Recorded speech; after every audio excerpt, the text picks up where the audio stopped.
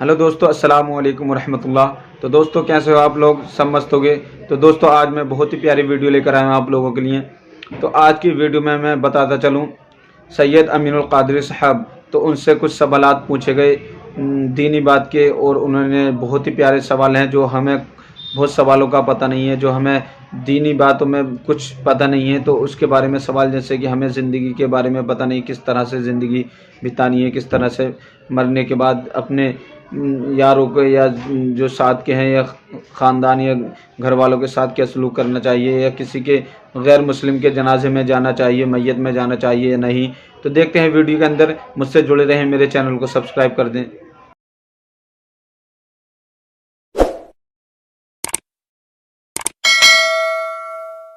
आला हज़रत के खलीफा के चौथे मुक़द्दसा के साहिब सज्जादा सैयदी अली हुसैन अशरफी मियां रहमतुल्लाह अलैह के साहबजादे, तो उस वक्त जब वो खिताब कर रहे थे, आला हज़रत अचानक उठ करके खड़े हो गए। तो जब उठ करके खड़े हुए तो सुल्तानुल वाइज़ीन सैयदी सैयद अहमद अशरफ रहमतुल्लाह अलैह ने पूछा, इमाम आप उठ करके क्यों खड़े हो गए? फरमाया, शहजादे आप अपने नाना जान पर तकरीर कर रहे थे और मैं आपके नाना जान को आते हुए देख रहा था, इसलिए मैं देखकर उनके इस्तकबाल के लिए उठ करके खड़ा हूं। सुभान अल्लाह, सुभान अल्लाह। ये आला हज़रत का मकाम है, लेकिन आला हज़रत को मकाम को जानने के लिए कम से कम हज़रत तो बनना पड़ेगा, तब आला हज़रत का मकाम समझ में आएगा। इसीलिए हज़रत मारेरा मुतारा के सैयद साहब सैयद शर्फ मिल्लत अशरफ महारवी मुत्तज़िल्लहुल आली ने फरमाया, मीनारे क़स्र रज़ा तो बुलंद काफ़ी है, तुम उसके पहले ही ज़ीने पे चढ़ के दिखला दो। फतावे रज़विया तो एक करामत है, ज़रा हदायत की बख्शिश ही पढ़ के दिखला। जब लोग आला हज़रत की हिदायत की बख्शिश नहीं पढ़ सकते तो लोग आला हज़रत को समझ क्या सकते हैं? लोग आला हज़रत की किताबों के नाम सही नहीं पढ़ सकते तो लोग आला हज़रत को समझ क्या सकते हैं? याद रखें, अहले फज़्ल फज़्ल वालों को समझा करते हैं।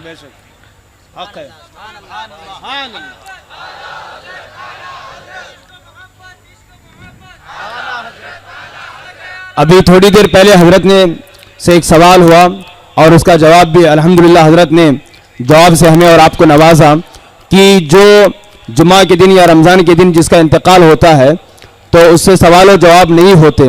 लेकिन हुजूर एक साहब ने पूछा है कि अगर उस दिन गैर मुक़ल्लिद या बद्दीन या काफिर इंतकाल कर जाए, क्या उससे भी सवालात नहीं होते? जी, अब बहुत अच्छा सवाल किया आपने। असल में देखिए, फजीलत जो मिलती है वो मानने वालों को मिलती है, मुनकिर को फजीलत नहीं मिलती।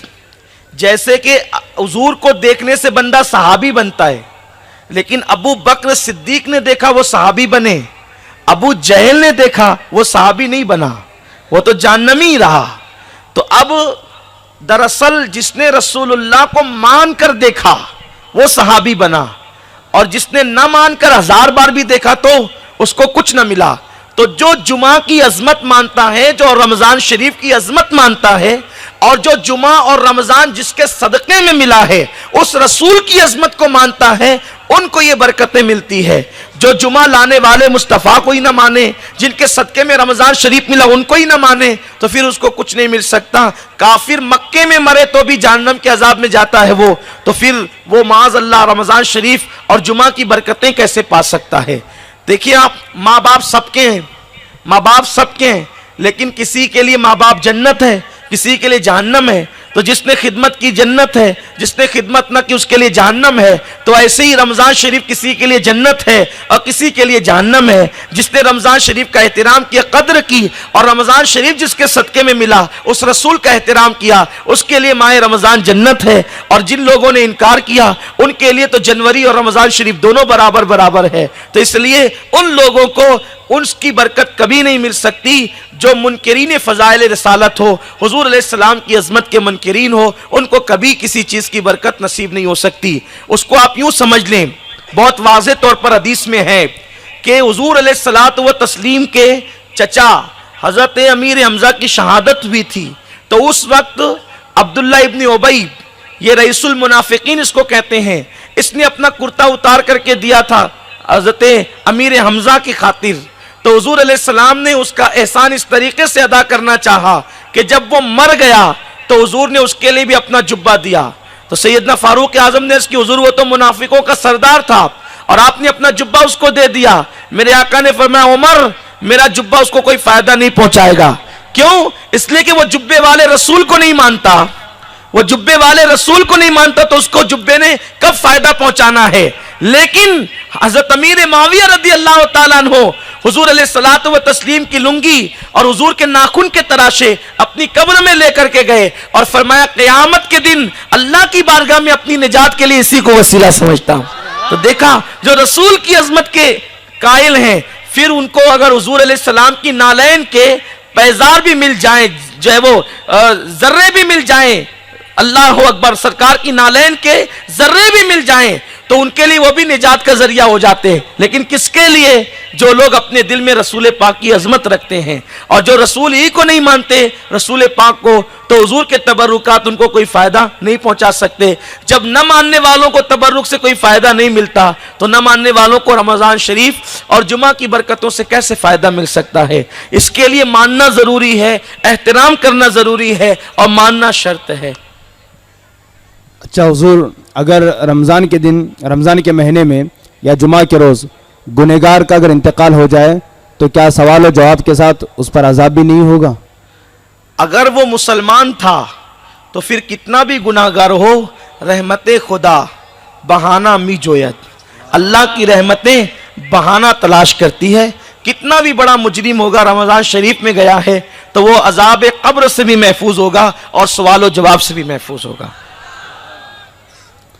हुजूर की बारगाह में एक सवाल ये है कि बदअकीदा को सलाम करना, यानी जो गुमराह फ़िरक़े हैं तो उनको सलाम करना या गैर मुस्लिम को सलाम करना शरअन कैसा है, और अगर वो हमें सलाम करते हैं तो हमें जवाब देना चाहिए कि नहीं देना चाहिए?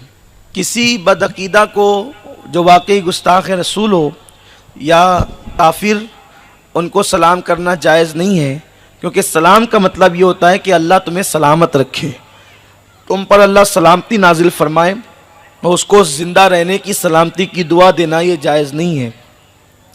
और अगर वो हमें सलाम कर दे तो हम बेहतर तो ये है कि उसका जवाब न दें, ताकि उसको पता चले कि दीन से दूरी ने उसको जलील कर दिया।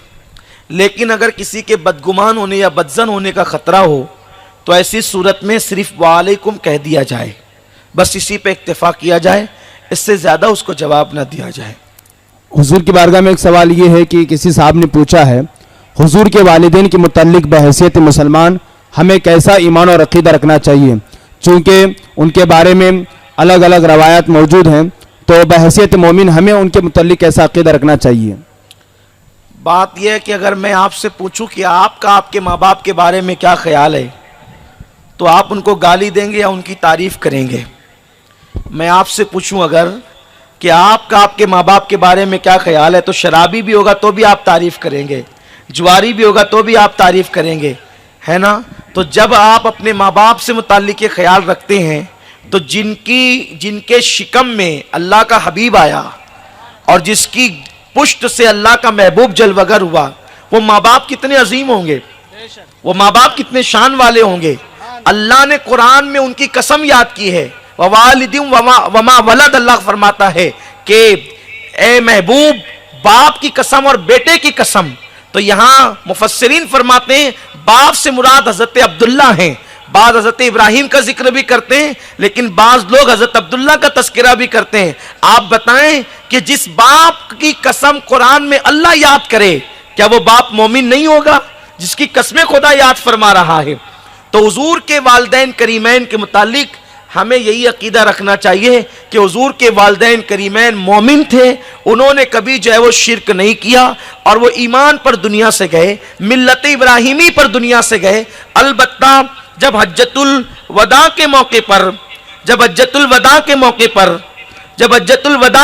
पर जो है वो हुजूर अलैहिस्सलातु व तस्लीम अपनी अम्मी की कब्र के करीब से गुजरे, तो उस वक्त आकाए करीम ने अर्ज की वालिदैन की ज़ियारत के लिए, तो अल्लाह ने उनकी वालिदा की कब्र अनवर से उनकी अम्मी को भी जाहिर किया, उनके अब्बा को भी जाहिर किया, और आकाए करीम सल्लल्लाहु अलैहि वसल्लम ने उनको कलमा पढ़ाकर अपनी उम्मत में दाखिल फरमाया।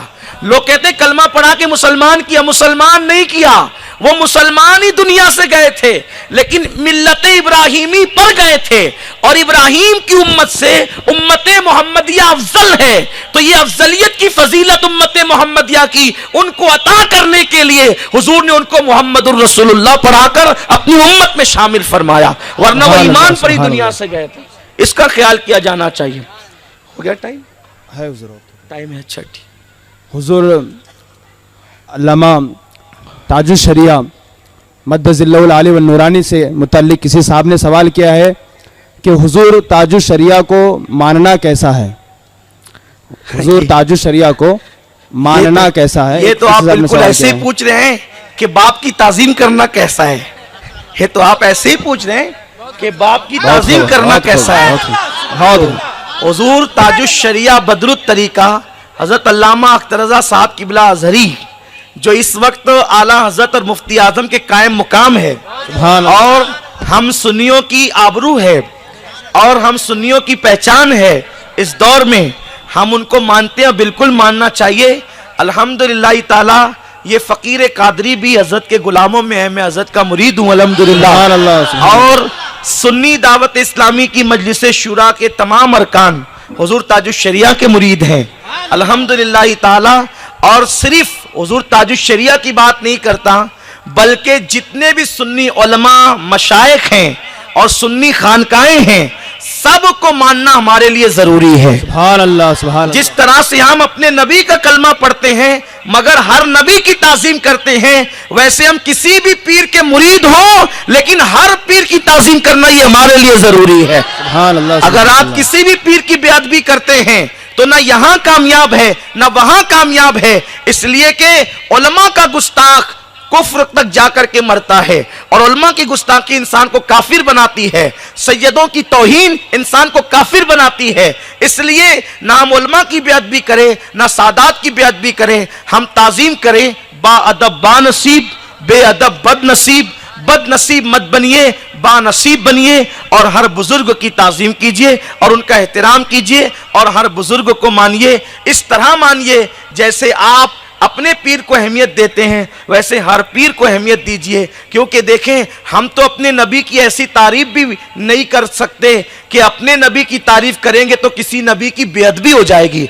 ऐसी तारीफ रसूलुल्लाह की करना ये भी जो है वो जायज़ नहीं है। तो इसी तरीके से हमें ये सबक हासिल करना चाहिए कि अपने मशाइख की कभी ऐसी तारीफ न करें कि किसी पीर की कुछ दूसरे मशाइख की तौहीन और बेअदबी हो जाए। अदब का तकाजा यही है। और जो लोग बाअदब होते हैं वो हमेशा तरक्की करते हैं, जो बेअदब होते हैं वो जलील और रुस्वा होते हैं। तो हमें अदब का दामन कभी छोड़ना नहीं चाहिए।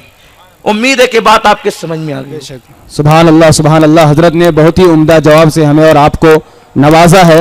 अल्लाह की बारगाह में दुआ है कि अल्लाह रब्बुल आलमीन अल्लामा सैयद अमीनुल कादरी साहब के उम्र में, इल्म में, अमल में खूब खैर बरकत अता फरमाए। तो दोस्तों, जैसे कि मैंने आपको वीडियो के अंदर दिखाया, सैयद अमीनुल कादरी साहब से कुछ सवालात पूछे गए, जो उनके सवाल के जवाब दिए। उसमें एक सवाल ये भी था, हिंदू अगर जैसे कि हिंदू मौत हो जाती है उसकी, जैसे कि रमज़ान के महीने में, तो उसकी बख्शिश होगी या नहीं। तो उन्होंने कुछ मिसाल बताई अबू जहल के बारे में। तो दोस्तों, जैसे कि आज की वीडियो में आपको दिखाया, फिर नेक्स्ट वीडियो लेकर आऊँगा ऐसी। मुझसे जुड़े रहें और मेरे चैनल को सब्सक्राइब कर दें। अल्लाह हाफिज़।